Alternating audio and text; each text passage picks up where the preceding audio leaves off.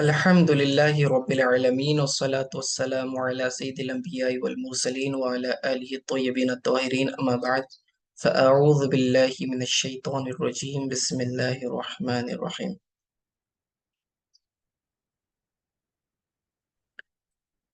सूरह बकरा का तीसरा रुकू चल रहा है और आयत नंबर 22 तक हमने उसकी तफसीर पढ़ ली है। अब उसके आगे बढ़ते हैं अगली आयत की तरफ। आयत नंबर 23, व इन कुंतुम फी रैबिन फी रैबिम मिम्मा नज़्ज़लना अला अब्दिना फ़अतु बिसूरतिम मिन मिस्लिही। अब यहाँ से अल्लाह ताला एक चैलेंज का जिक्र कर रहा है। कुरान के ताल्लुक से एक चैलेंज अल्लाह ताला ने किया है क़यामत तक के लोगों के लिए, तो उसका यहाँ तज़किरा हो रहा है। वह हरफ अतफ है और इन कुंतुम, अगर तुम, फी रैबिन, किसी शक में हो। रैब का माना शक्किन, फी रैबिन ऐ फी शक्किन। हमने इब्तिदाई आयात में पढ़ा था ज़ालिकल किताबु ला रैबा फी, ऐ ला शक्का फी, है ना, कि ये वो किताब है कि जिसके अंदर कोई शक नहीं, कोई रैब नहीं का मतलब कोई शक नहीं। ठीक उसी तरह वो रैब इसी तरह यहाँ इस्तेमाल हुआ, वइन कुंतुम फी रैबिन, यानी और अगर तुम किसी शक में हो, मिम्मा नज़्ज़लना, जिसे हमने नाजिल किया, अला अब्दिना, अपने बंदे खास पर, अपने बंदे पर। तो अगर तुम उस चीज के बारे में शक में हो जिसे हमने अपने बंदे खास पर नाजिल किया, तो क्या अल्लाह ताला ने नाजिल किया और किस पर नाजिल किया? तो कहते हैं मोहम्मद सल्लल्लाहु अलैहि वसल्लम, मोहम्मद मिनल कुरआनी अन्नहु मिन इंदिल्लाह, के ये कुरान जो हुजूर अलैहिस्सलातु वस्सलाम पर हमने नाजिल किया है, अगर इसके ताल्लुक से तुम्हें कोई शक है, कोई तरद्दुद है, फ़अतु बिसूरतिन मिन मिस्ली, फ़अतु, तो ले आओ, बिसूरतिन, कोई सूरत, मिन मिस्लिही, इसकी मिस्ल, इस जैसी कोई दूसरी सूरत भी तुम क्या करो, ले आओ। तो फ़अतु ये अम्र ताजीज है। क्या मतलब? कि ये हुक्म जो है आजिज करने के लिए है। इसका मतलब ये नहीं कि तुम्हारे लिए मुमकिन है इस तरह की आयत ले आना, बल्कि ये हुक्म ऐसा हुक्म है कि जिस जो सामने वाले को आजिज करने के लिए, यानी अगर तुम कर सकते हो तो करके दिखाओ, हालांकि तुम नहीं कर सकते, तुम्हारे लिए मुमकिन ही नहीं है। तो अल्लाह ताला ने ये चैलेंज किया है कि जो लोग कुरान को झुटलाते हैं, उसका इनकार करते हैं, उसकी तस्दीक नहीं करते और इस शक में मुब्तला हैं कि ये कुरान हुजूर अलैहिस्सलाम पर जो नाजिल किया गया है ये वाकई अल्लाह की तरफ से है या नहीं है, अगर कोई शक करता है तो अल्लाह ताला ने उनको क्या कर दिया, चैलेंज कर दिया। तो ये अहले अरब को चैलेंज था, फ़अतु बिसूरतिम मिन मिस्लिही, तो तुम इस जैसी कोई दूसरी सूरत ले आओ। ठीक है। आई, आगे क्या फरमाए, अल मुनज़्ज़ली व मिन लिल बयानी आई हिया मिस्लुहु फिल बलागती व हुस्निन नज़्मी वल इखबारी अनिल गैबी वस्सूरतु क़िदअतन लहा। ओके। अब क्या कहना चाह रहे हैं यहाँ पर? अल्लाह ने जो चैलेंज किया कि इस जैसी कोई दूसरी सूरत ले आओ, इसका मतलब ये है यहाँ पर कि अल्लाह ताला ने ये जो कुरान नाजिल किया है इसकी कुछ खुसूसियात हैं, और ये हुजूर पाक सल्लल्लाहु अलैहि वसल्लम का बहुत बड़ा मोजज़ा है। याद रखें, कुरान पाक हुजूर पाक सल्लल्लाहु अलैहि वसल्लम का सबसे बड़ा मोजज़ा है। अरब अपनी ज़बान पर बहुत ज़्यादा फ़ख्र करते थे और फसाहत और बलागत में उनकी कोई मिसाल नहीं था।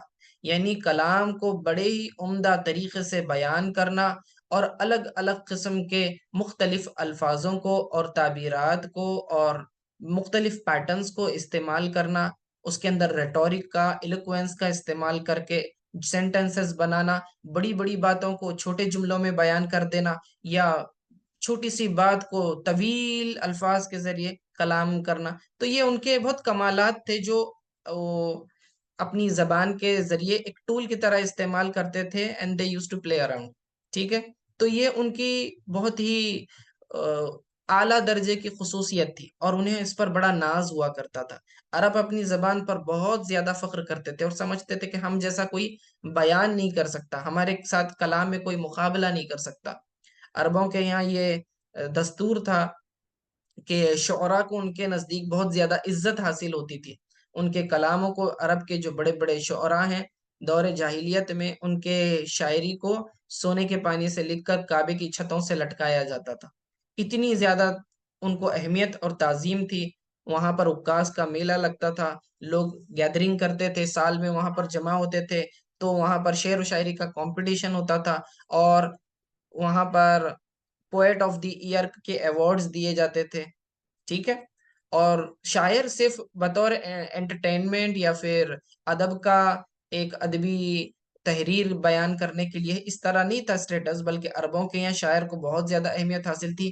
جنگوں میں بھی شعراء ہوا کرتے تھے کہ سامنے والے مخالفین کو کیا کرتے تھے، جو مختلف قسم کے اشعار، جسے ہجو کہتے ہیں، کہ سامنے والے دشمن کی اس میں برائی بیان کی جائے، تو ایسے اشعار کہہ کے سامنے والوں کے دلوں کو پست کرتے تھے اور انہیں غصہ دلایا کرتے تھے، اور اپنی فوجوں کو جو ہے بھڑکانے کے لیے، ان کے جوش اور جذبے کو بڑھانے کے لیے پھر اشعار کا استعمال کرتے تھے۔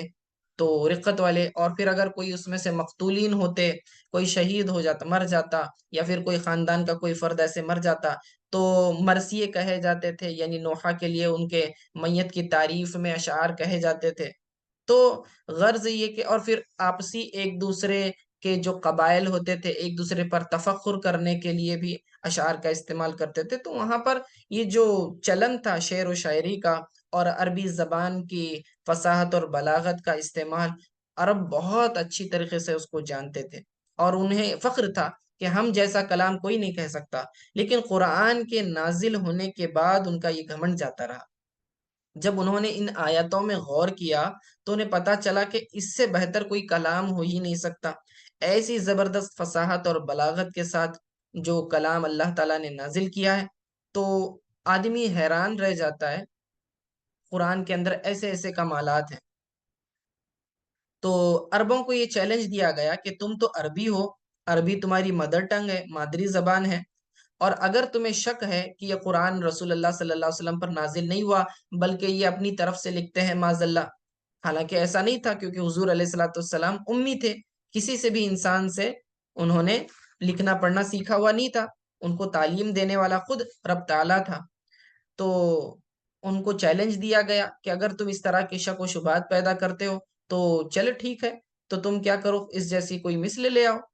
اور یہ چیلنج اللہ تعالیٰ نے ایک بار نہیں کیا، یہ مدنی صورت ہے، سورۃ البقرہ، لیکن مکی صورتوں میں بھی اس سے پہلے اللہ تعالیٰ کے کئی چیلنجز گزر چکے، جس میں سورہ اسراء میں بھی اللہ تعالیٰ نے فرمایا کہ تم کیا کرو، اس جیسا کوئی دوسرا قرآن لے آؤ، ٹھیک ہے۔ پھر اگر یہ قرآن نہیں لے سکتے تو آپ دوسری صورتیں دیکھیں گے، تو اس کے اندر اللہ تعالیٰ نے چیلنج کیا، فرمایا کہ اس جیسی چند صورتیں لے آؤ۔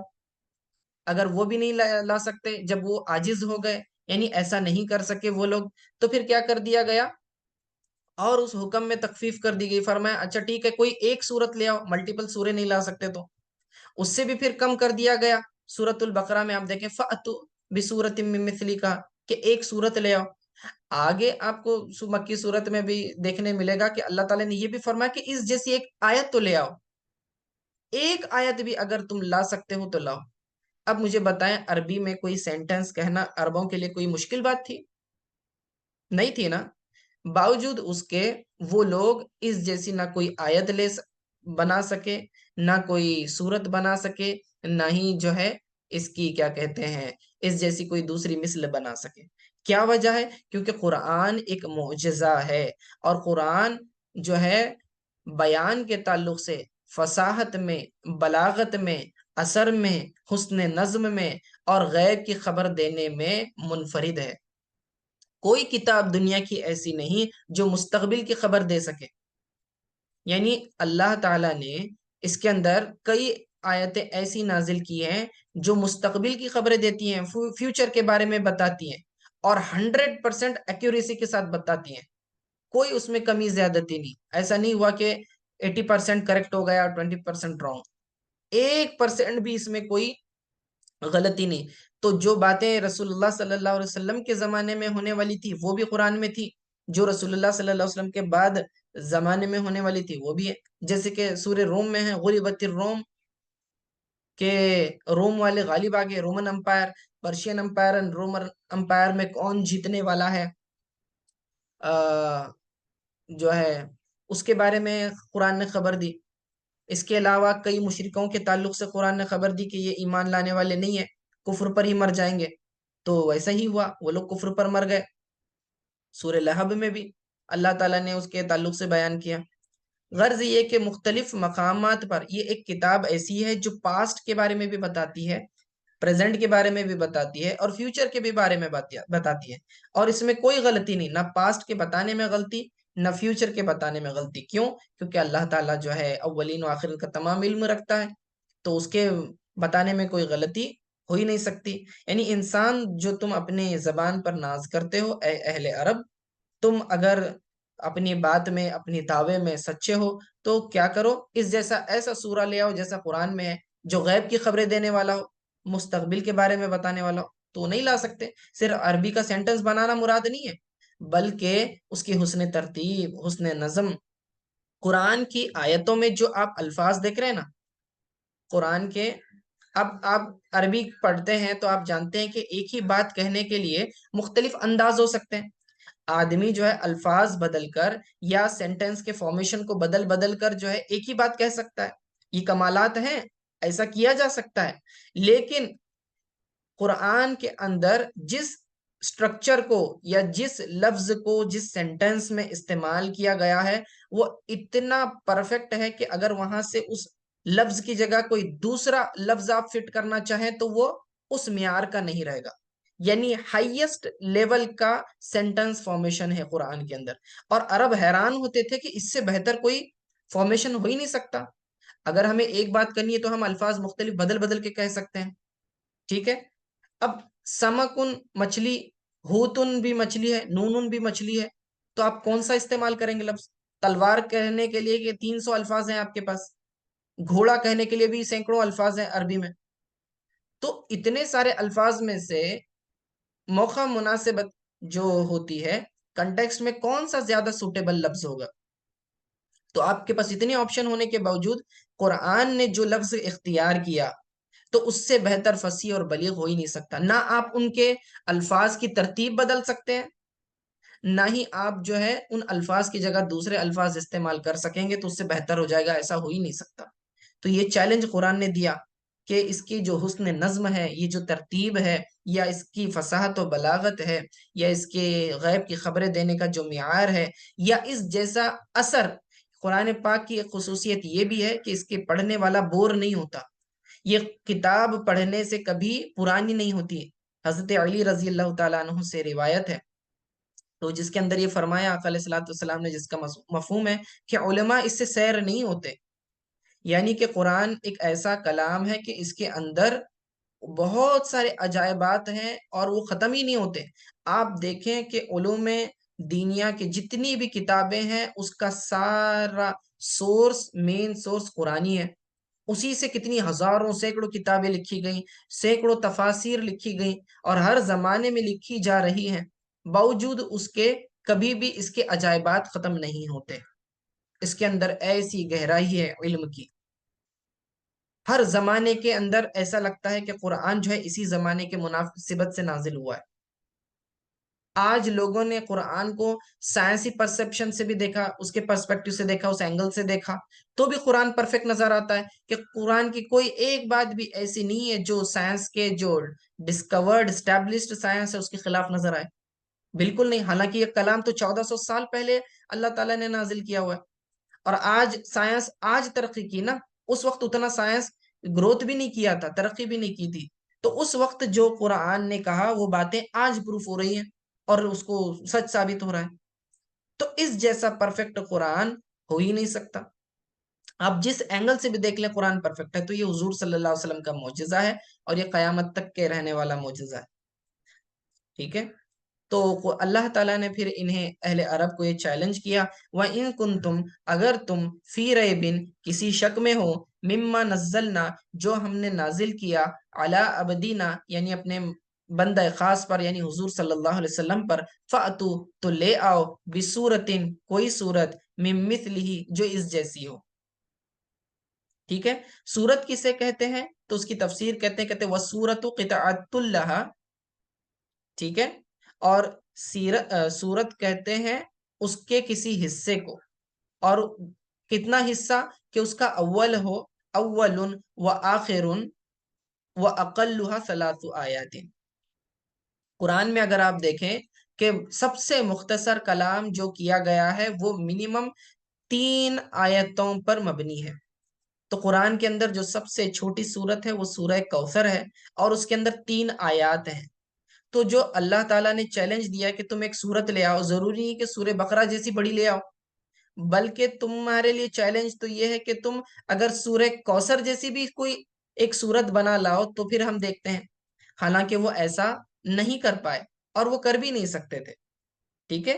قرآن ایک ایسا کلام ہے کہ تاثیر کے اعتبار سے بھی دیکھا جائے تو یہ ایسا ہے کہ جب قرآن پڑھا جاتا ہے تو سامنے والے کے دلوں پر اثر کرتا ہے، چاہے اسے عربی آتی ہو یا نہ آتی ہو، معنی سمجھتا ہو یا نہ سمجھتا ہو. آپ دیکھیں قرآن پڑھنے سے رقت طاری ہوتی ہے، لوگ روتے ہیں، اور زندگی بھر قرآن پڑھنے کے باوجود بھی بور نہیں ہوتے. آپ دنیاوی کوئی دوسری کتاب اٹھا لیں، اس کو پڑھیں، 1 بار پڑھیں، 2 بار پڑھیں، تو اس کے بعد جو ہے بور ہو جاتے ہیں اور پھر وہ کتاب دوبارہ پڑھنے کا من نہیں کرتا. لیکن قرآن ایسا نہیں ہے. قرآن کو آپ جتنی بار پڑھیں ہر بار اس کے اندر آپ کو نئے نکات معلوم پڑیں گے، نئے راز معلوم پڑیں گے. کیونکہ قرآن کے تعلق سے اللہ تعالیٰ نے فرمایا تبیانا لکل شیء، ہر شے کا واضح بیان اللہ تعالیٰ نے اس کے اندر رکھا. اور ایک جگہ فرمایا ولا رتب ولا یابس الا فی کتاب مبین، اور کوئی تر اور سوکھی چیز ایسی نہیں ہے جس کا ذکر اللہ تعالیٰ نے قرآن میں نہ کیا ہو. اجمالاً جہاں کہیں ہو اللہ تعالیٰ نے اس کو بتا دیا ہوا ہے. آپ تفصیل سے آگے پڑھیں گے مستقبل کی اللہ نے ایسی خبریں دی. آپ سورہ نحل وغیرہ پڑھیں، سورہ اسراء پڑھیں، آیتیں ملیں گی سورہ نحل کے اندر آپ کو کہ اللہ تعالیٰ نے آج کے زمانے میں جو وہیکلز ہیں، جو ہمارے پاس موٹر سائیکل ہیں ہوتی ہیں، کاریں ہوتی ہیں، بسیں ہوتی ہیں، اور دوسرے وہیکلز ہیں ٹرین وغیرہ، تو اس کا بھی قرآن میں اللہ تعالیٰ نے پہلے ہی ذکر کر دیا تھا کہ ہم نے تمہارے لیے ایسی سواریاں پیدا کرنے والے ہیں. اللہ نے فرمایا والخیل والبغال والحمیر لترکبوها، کہ ہم نے تمہارے لیے گھوڑے اور جو ہے گدھے اور خچر جو ہے تمہاری سواریوں کے لیے پیدا کیے، اور فرمایا کہ ہم اس کے بعد ایسی سواریاں تمہارے لیے پیدا کریں گے جو آج موجود نہیں ہے، جو جنہیں تم جانتے بھی نہیں ہو، اور وہ جانور نہیں ہوں گے.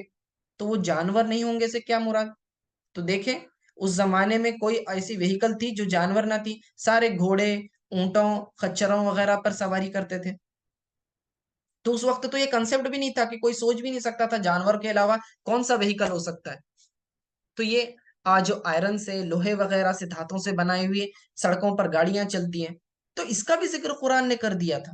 کیسی حیرانی کی بات ہے کہ لوگوں کو اس وقت ان سواریوں کے تعلق سے معلوم بھی نہیں تھا، لیکن اللہ نے اس کا تذکرہ کیا کیونکہ مستقبل میں آنے والے لوگوں کو یہ پتا چل جائے کہ قرآن کیسا معجزہ ہے. ٹھیک ہے. تو فَأْتُوا بِسُورَةٍ مِّن مِّثْلِهِ، کوئی ایک چھوٹی سی سورت تو لے آؤ. اور چھوٹے سے مراد کتنی چھوٹی سورت؟ سورت ایسی ہو کہ جس کا بگننگ ہو، جس کا اینڈنگ ہو، اور منیمم 3 آیتیں ہوں. یہی کنسپٹ ہمارے قرآن میں ہے سورت کا. وَادْعُوا شُهَدَاءَكُمْ، اور بلا لو اپنے معبودوں کو. شہداءکم کی تفسیر کی گئی ہے آلہتکم. ٹھیک ہے. الہتکم التی تعبونہا، یعنی شہداءکم سے مراد تمہارے معبود جن کی تم عبادت کرتے ہو.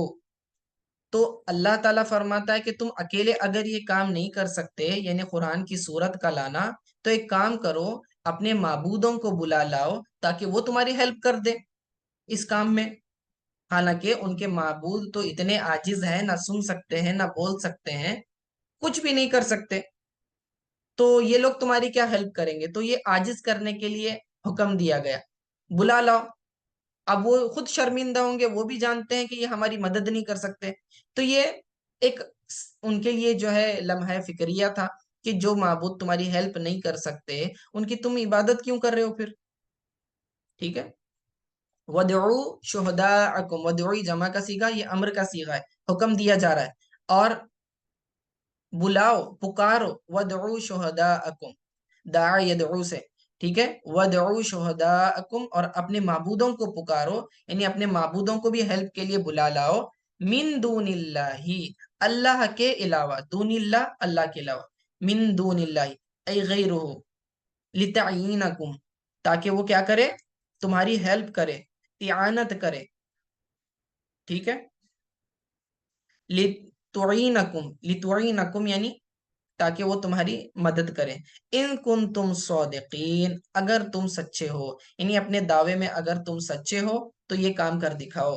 کون سا دعویٰ تھا ان کا؟ فی ان محمدن صلی اللہ علیہ وسلم قالہ من عند نفسہ ففعلوا ذالک، ففعلوا ذالک، یعنی یہ ان کا دعویٰ تھا کہ حضور علیہ الصلوۃ والسلام یہ قرآن اپنی طرف سے کہتے ہیں، معاذ اللہ ان پر کوئی چیز نازل نہیں ہوتی ہے. تو اللہ نے فرمایا ففعلوا ذالک، تو پھر یہ کام کر کے دکھاؤ تم، اگر تمہیں لگتا ہے کہ یہ قرآن نازل نہیں کیا اللہ تعالیٰ نے. ٹھیک ہے. تو فإنکم عربیون، اس لیے کہ تم عربی ہو، اور کیا ہو، فصحاء مثلہ، اور تم بھی حضور علیہ الصلوۃ والسلام کی طرح جو ہے عربی ہو اور فصیح بھی زبان تمہیں آتی ہے، تو تم اس طرح کا کام کر دکھاؤ. ولما عجزوا، اور جب وہ عاجز آ گئے، ولما عجزوا، جب وہ عاجز آ گئے یعنی وہ کام نہیں کر سکے. دیکھیں قرآن نے اتنا بڑا چیلنج دیا لیکن کوئی بھی جو ہے، کوئی بھی ایک سکسیسفل اٹیمپٹ نہیں کر سکا. ولما عجزوا عن ذالک، جب وہ یہ کام نہیں کر سکے، عاجز آ گئے، قال تعالی، تو اللہ تعالیٰ نے پھر فرمایا فَإِن لَمْ تَفْعَلُوا، اور اگر تم نہ کر سکو، ما ذکر لعجزکم، ٹھیک ہے، جو ان کے عجز کو، یعنی ان کی کیا کہتے ہیں کہ وہ چیز وہ ہار گئے اور ان کے لیے یہ چیز امپاسبل ہو گئی اور انہوں نے سرنڈر کر دیا. تو فَإِن لَمْ تَفْعَلُوا، اور اگر تم نہ کر سکو، یہ ان کے عجز کو ظاہر کر رہے ہیں، یعنی کہ تم نہیں کر سکتے. وَلَن تَفْعَلُوا، اور تم ہرگز نہیں کر سکو گے، ذَلِكَ عَبْدًا لِظُهُورِ إِعْجَازِهِ. ٹھیک ہے. تو اللہ تعالیٰ نے دو بار کہا فَإِن لَمْ تَفْعَلُوا، اور آگے فرمایا وَلَن تَفْعَلُوا، اور اگر تم نہ کر سکو، یعنی اہل عرب جو اس زمانے میں موجود تھے، کہ تم یہ کام نہیں کر سکو گے. اور آگے آنے والے لوگوں کے لیے بھی فرما دیا وَلَن تَفْعَلُوا، اور ان فیوچر بھی تم کبھی نہیں کر سکتے، کہ یہ چیلنج قیامت تک کے ہے. اور ہم بتا دیتے ہیں کہ کوئی بھی یہ کام نہیں کر سکا. تو دیکھیں 1400 سال ہو گئے، آج تک کوئی قرآن کی مثل ایک سورت کیا، ایک آیت بھی نہیں بنا سکا. فَإِن لَمْ تَفْعَلُوا، پس اگر تم نہ کر سکو، یعنی وَلَن تَفْعَلُوا، اور تم ہرگز نہیں کر سکو گے.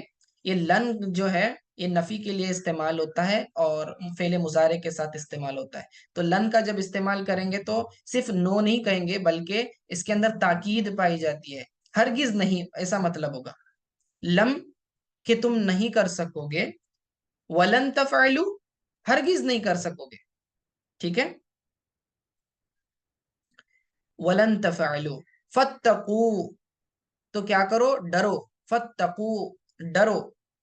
کس اعتبار سے ڈرو؟ بالایمان باللہ، اللہ تعالیٰ کے اوپر ایمان لانے کے اعتبار سے. وَأَنَّهُ لَيْسَ مِن کلام البشر، اور یہ کہ یہ کسی انسان کا کلام نہیں ہے.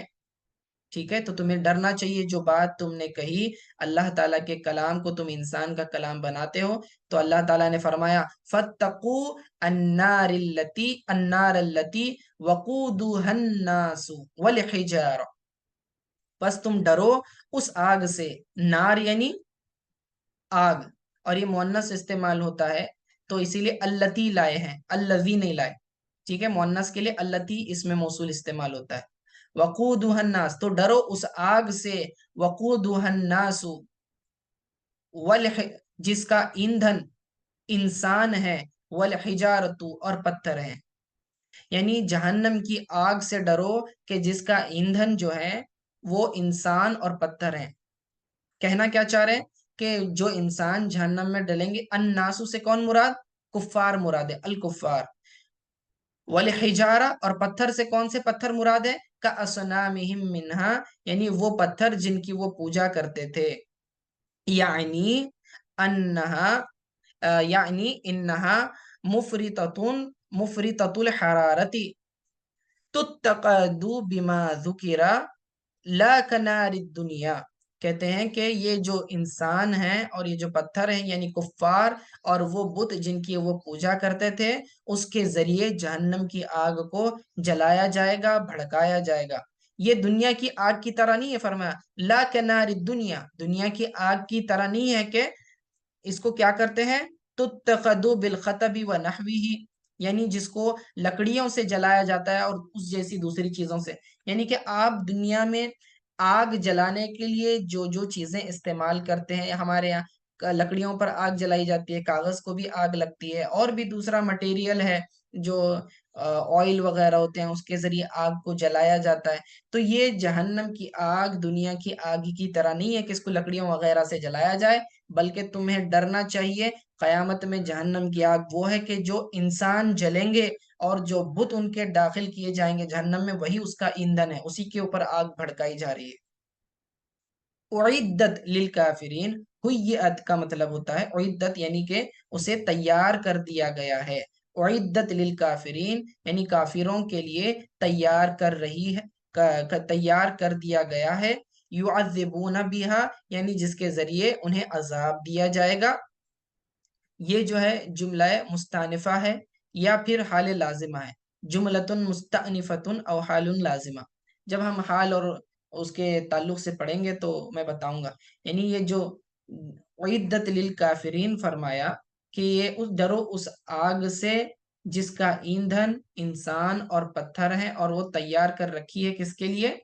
کافروں کے لیے۔ تو جب عدت للکافرین کہا، معلوم ہوا کہ کفار جو ہے جہنم کا ایندھن بنیں گے، تو یہ الناس کی تفسیر اسی لیے کفار سے کی ہے۔ ٹھیک ہے، تو آیت دوبارہ دیکھ لیں، فَإِن تَفْعَلُوا، پس اگر تم نہ کر سکو، وَلَن تَفْعَلُوا، اور ہم کہہ دیتے ہیں کہ تم ہرگز نہیں کر سکو گے، فَاتَّقُوا النَّارَ الَّتِي، تو ڈرو اس آگ سے، وَقُودُهَا النَّاسُ وَالْحِجَارَةُ جس کا ایندھن انسان اور پتھر ہیں، اعدت للکافرین جو کافروں کے لیے تیار کر رکھی ہے۔ اب کافروں کے لیے تیار کر رکھی ہے اعدت للکافرین، اس سے یہ بھی ایک مسئلہ معلوم ہوا کہ جنت اور دوزخ یہ وہ مخلوقات ہیں جسے اللہ نے پیدا کر دیا ہے۔ ایسا نہیں ہے کہ قیامت میں اللہ پیدا کرے گا، بلکہ جنت اور جہنم بن چکی ہیں آلریڈی، کیونکہ یہاں پر فعل کون سا استعمال ہوا ہے؟ اعدت للکافرین میں دیکھیں تیار کر رکھی ہے، پاسٹ ٹینس یوز کیا ہوا ہے کہ آلریڈی جہنم بن چکی ہے۔ ٹھیک ہے، تو یہ مسئلہ اس سے ثابت ہوتا ہے۔ تو 24 آیتیں ختم ہوئی، انشاءاللہ اگلی آیت کو ہم کل کے درس میں شامل کریں گے۔ اللہ تعالیٰ سے دعا ہے کہ جو بھی خطائیں ہوئی ہیں، غلطیاں ہوئی ہیں بولنے کہنے سننے میں، تو اللہ اسے معاف فرما دے، اور باقی اللہ تعالیٰ اپنے فضل و کرم سے اس کے ثواب کو بڑھا کر اسے اپنی بارگاہ میں قبول فرمائے۔ وصلی اللہ تعالیٰ علی خیر خلقہ محمد وآلہ وصحبہ اجمعین برحمتک یا ارحم الراحمین۔